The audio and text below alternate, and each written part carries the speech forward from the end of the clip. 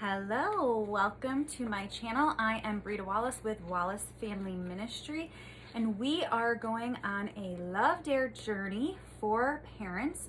And we are on day 32 today. So this is really amazing that we get to just be on this journey together and to journey through days 1 through 40 of the Love Dare for parents. So we are going to hop right in, and day 32 is Love Prepares, okay? So the plans of the diligent lead surely to advantage. Proverbs 21:5. So love often calls us to act at a moment's notice. Problems arise, conflicts erupt, the day's events take an unexpected turn, and so we improvise on the fly. We see our children having a crisis, and we quickly respond to resolve it. But love is also prudent. It thinks ahead and minimizes potential fallout by making strategic preparations. Love doesn't wait for the fires of life to consume our families. It instills smoke detectors and sprinkler heads beforehand. Many of the problems your children will face aren't yet screaming for their attention, but one day they will, okay? And when they do, your kids need to find that your love has equipped them ahead of time by strapping on their parachutes early instead of plunging headlong out of the plane after them, hoping that you are not too late. We want our children ready for life, not merely reacting to it, expectant, not uninformed, confident, not confused, knowing which path to take and not guessing. So look for opportunities, okay? Write this down. Look for opportunities before each new session and major transition in their lives, or new session, in their lives, when you can sit down and explain what's coming up, shedding light on any current mysteries in their young minds, okay? So some of your preparation should orbit around significant occasions in your family life. A funeral, for instance, can trouble a young child. People are crying, the casket, the body, the graveyard. These may likely be the first time real-life images your child or children have ever seen of death and mourning, dealing with the loss of someone close to them. But it's also a distinct opportunity in the days and hours beforehand to open up the scriptures with them, to explain why death is a part of life, to point out what Jesus has already done to overcome death for all of those who entrust themselves to him, to tell them before the funeral what's about to happen and how they should respond. Rather than letting our children be shocked and forced to grapple with confusing thoughts and unwanted memories, love sets their hearts and minds on ready, okay? A wedding also, with its candlelit traditions, the rented clothes, and the eager kiss, gives you a similar, much happier occasion to talk with your kids about what they will see, how they should celebrate, and why marriage is God's design for romantic love and new families. Other such moments involve traditional rites of passage. 12 years of age, for example, should bring on a parental celebration and introduction into young adulthood. Here's what is happening to your body, and here's how to survive your teen years. At 16 approaches, we should equip them for new driving responsibilities and handling expanded freedoms. More than a themed birthday party or dinner at their favorite restaurant, these are monumental moments to celebrate. Their favorite love won't let them slip by without planning a special evening or weekend to devote some one-on-one time to discuss, encourage, and help them prepare for the upcoming years. Intertwined among these milestones are other obligations for preparing our children well. Puberty, their first job, graduation, leaving home, getting married. Parents tend to run from certain topics. This is so true. Some people, I just kicked my stand there, so we had a little earthquake going on. Parents do run from certain topics. I know lots of people who are like, they'll just deal with it, or they'll learn about it in school, or, they'll learn about it from their peers. That's a really, really, really slippery slope, okay? We want to make sure that we're preparing them, that the information that we want them to have, they're getting from us, right? Because sometimes the things that other people are going to teach them, or maybe they're going to figure out from themselves, is not going to be the information that you want them to retain or you want them to think about or feel about that specific area of life, right? So,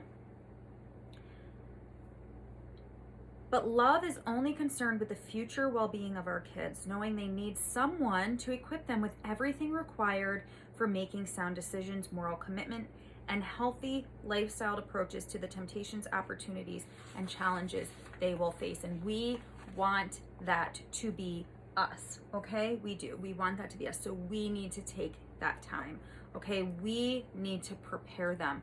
Remember, today is Love Prepares. We need to prepare them. So discussions about purity and God's design for sex can be daunting to some, but ideally, love fosters an environment early enough where sensitive matters are dealt with in an honest, tender, low-pressure context, okay? So you don't want their peers or the world indoctrinating them instead of you.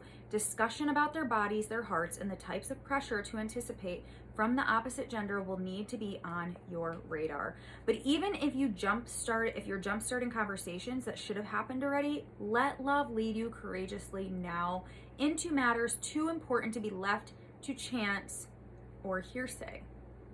Okay, again, you don't get to control what gets poured into them, right? So, love owes our kids the gift of truth, the gift of gleaning from our own history and observations rather than being left to drive in the dark and hope for the best, the gift of seeing how wisdom and God's word will always outline a much better trusted path toward self-respect and true love. These conversations are not one-time encounters with our kids, never to be spoken of again, pretending like they didn't happen.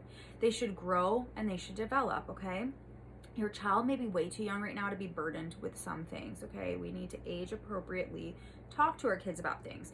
They may pose questions you need to think long and hard about before answering, okay? But whether you're dealing with training wheels, courtship parameters, or money management issues, the goal is not to check something off your list, but to keep writing key principles across their hearts year after year. You're preparing them for life, for success in every direction. Being a parent brings plenty of carefree moments with our kids, okay? Game nights, Saturdays, summertime, and while your children will hopefully look back and remember the fun you had, your love can make sure they're also able to look ahead, prepared by what you sat down to carefully explain, all right? Be a parent who didn't ignore the flying arrows, but who helped your children pick up their sword and shield, okay? So, today's dare is to make a list of important topics you need to discuss with your children. Relationships, puberty, integrity, finances, etc., etc., etc., okay? The important things that you need to discuss with them that they need to learn about. How about? So begin now planning on the right times to have these conversations. So say if they're 4, like my son, we could say, all right, we need to talk to them about respect. We need to talk to them about honor and obedience and honesty, right? Like, these are important things. I mean, when my child tells a lie, and he does it less and less and less because I make him tell me, I am a man of integrity, I am a man of honesty, and I am a man of character, and I do not tell lies. And I don't tell lies because God says that lying is a sin.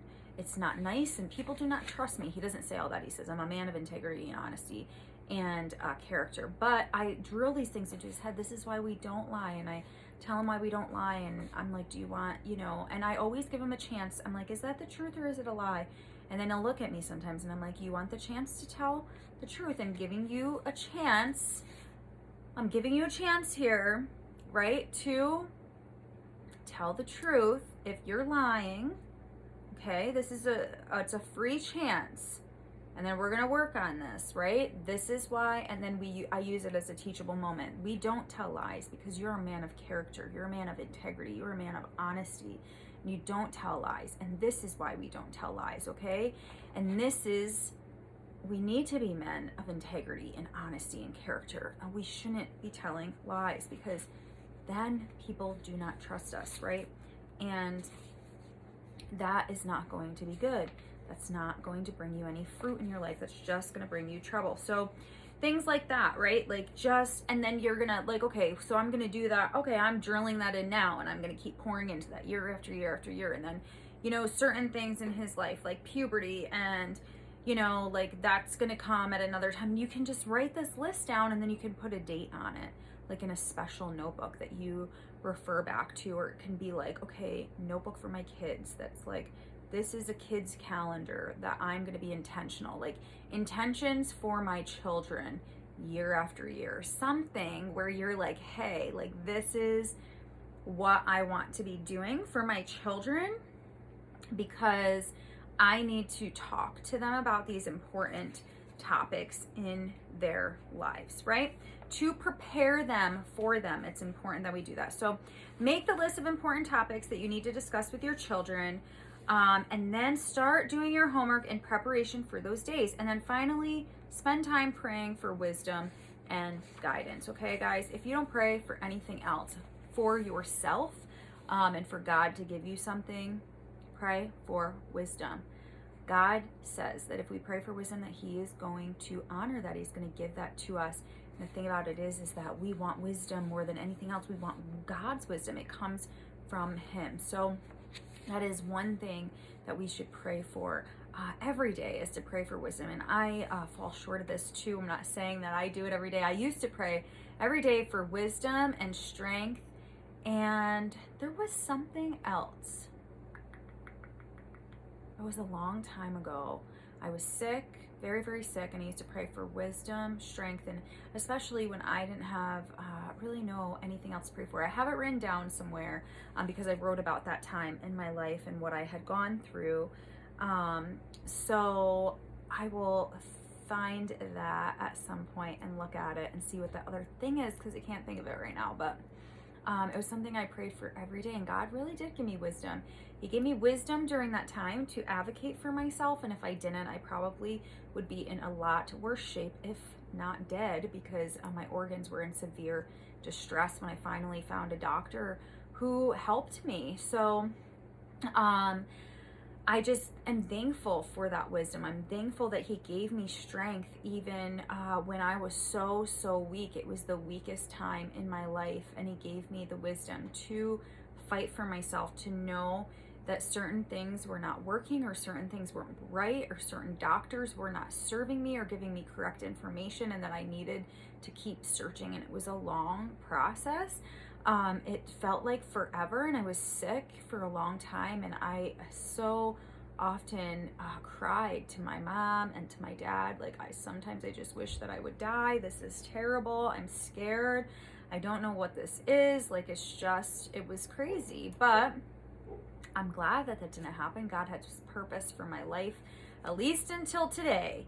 So at this hour, but I love you guys, and I thank you for tuning in.